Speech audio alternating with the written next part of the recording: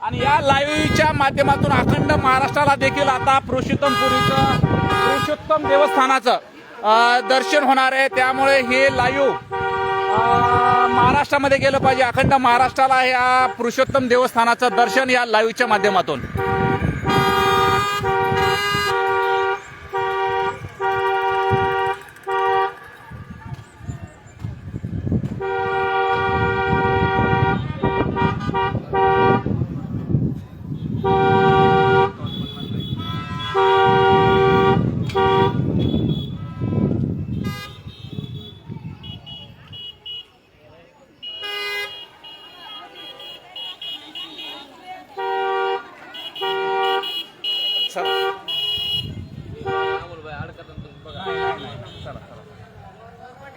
Ram Ram Ram Ram.